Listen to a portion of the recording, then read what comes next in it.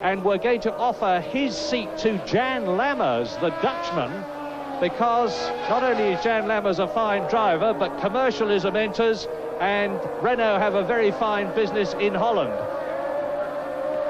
Now, Piquet is this, and Patrese holding the fort magnificently too. He's let Piquet through. And imagine yourself in one of these cars. Very, very stiff suspension in order to keep those skirts as close to the road as possible and maximize the downforce and therefore the loading on the tires and therefore the grip on the road. So therefore the suspension has to be very stiff, and as a result of that the drivers take a terrible pounding. Very bumpy circuit, and as I said earlier on, it is enormously hot at Rio as we complete lap 12.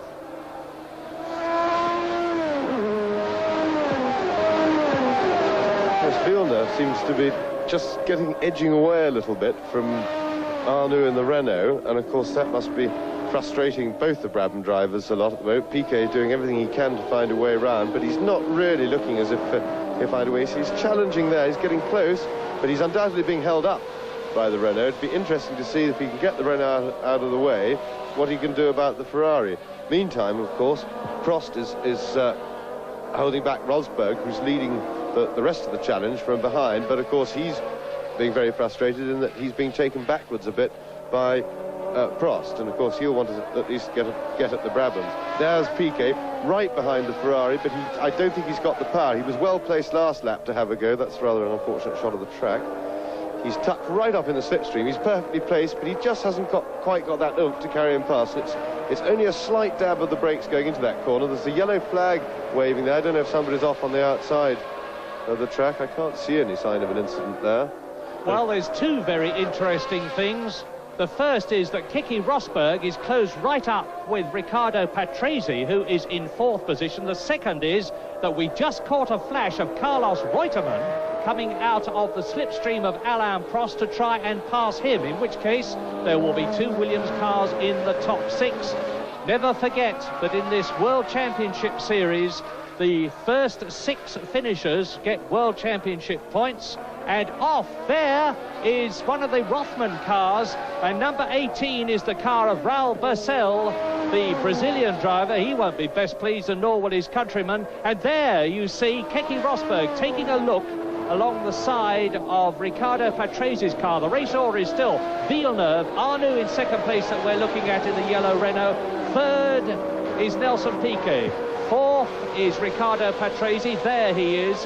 Fifth, right behind the Italian in the Brabham, is Keke Rosberg, the Finnish driver in the Williams. And sixth, it's either Prost or Reutemann, and we'll watch out for it and let you know as soon as we see the whole lot coming down the straight. Yes, there's no doubt that there's a yellow flag waving again for some reason. I still can't see any obvious incident.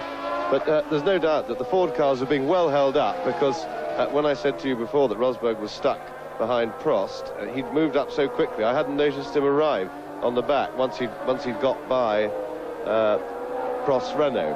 Whoops! Oh, Piquet having a little look then, but it's just too quick for him.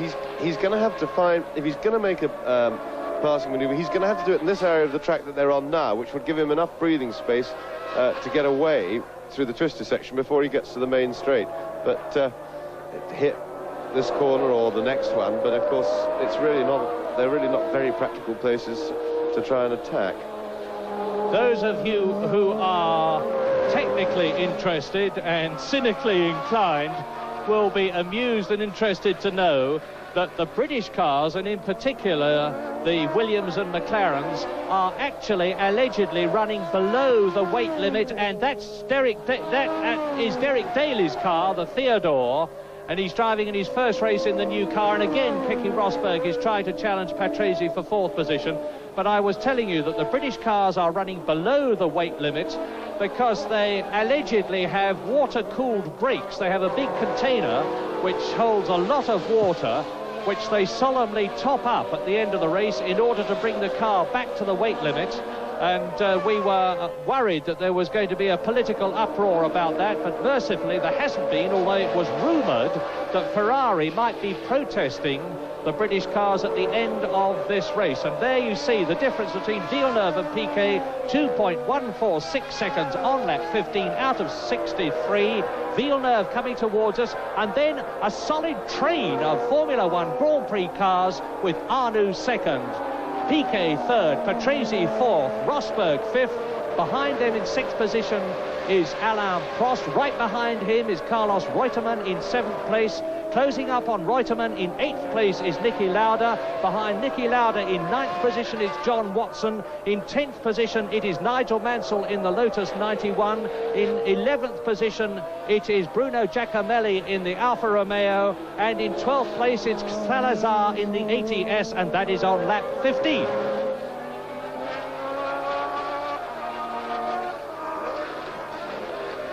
Well, it looks as though the pundits about the tyres and the Ferraris were wrong. Well, hang on, that's one of the Alphas in the pits. Back again. De Cesaris again. More tyres by the look of things, so I don't know what sort of problems they got with that. Yes, I think, of course, one can't tell. If anything, the Renaults look to be suffering from a tyre problem, because the early pace seems to have gone out of Arnoux, and Prost's early pace went only after about 4 or 5 laps. So the Brabhams at the moment look very comfortable. Meantime, Villeneuve is getting quietly away, much to the frustration of everybody else. But quite honestly, it's a long way to go. The turbos are suspect in the heat, both on reliability and on producing their full quota of power all the time. And if I was going to have a bet right now, I'd be betting on the Brabhams to come through in the end. It's a long way to fend them off, and there's no doubt that they're running a lot slower than they could do if they had a clear track in front of them. Piquet is well placed now. I think he might have a late stab, but he just hadn't quite got the momentum to carry him through, and there isn't enough braking there, unfortunately, for them. It would be better served for Piquet if that was a much slower corner at the end of the straight, and he could really come by on the brakes. And all the time that Arnoux, Piquet, Patrese and Rosberg are fighting each other, Villeneuve there is clearing off, metaphorically, and actually, literally speaking, the gap now is 3.7 seconds between the car that we're looking at, René Arnoux, number 16, and Villeneuve, number 27 in the Ferrari, as again Patrese challenges, and again Arnoux shuts the door. He's entitled to Piquet challenges, and it's lap 16 completed now. Arnoux, Piquet right behind it, Patrese, Rosberg coming out of Patrese's slipstream and trying to move up into 4th position, and he's going through. It looks as though we're going to see a change here with the Williams taking over 4th place from the Brabham. Yes, and that was the old Patrese then, very aggressive in that overtaking situation. He started to move in towards Rosberg in quite a threatening fashion, but I think, yes, Rosberg did manage to hold on, both very hard.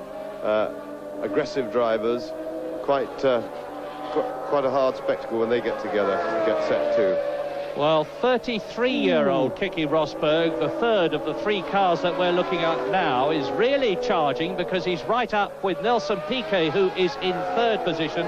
And Rosberg has at last, after seasons of endeavour and driving first of all in the Wolf car, whose place he took James Hunt's place, and there is Piquet through. Nelson Piquet, for the last several laps, has tried that manoeuvre, and now he's succeeded. Yes, that's a wonderful... Yeah, of course, the crowd went mad on that. Brazilian hero, current world champion. Outstanding piece of driving by Piquet. He's been lining that up for some laps, and I don't think it'll take him very long at all to catch the Ferrari now.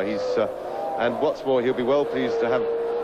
Oh, and Rosberg's got through as well. We didn't see how that happened, but he was right behind the Renault. We've got an action replay now, and there is Piquet nipping out beautifully. He'd been practicing that for several laps, and through very comfortably.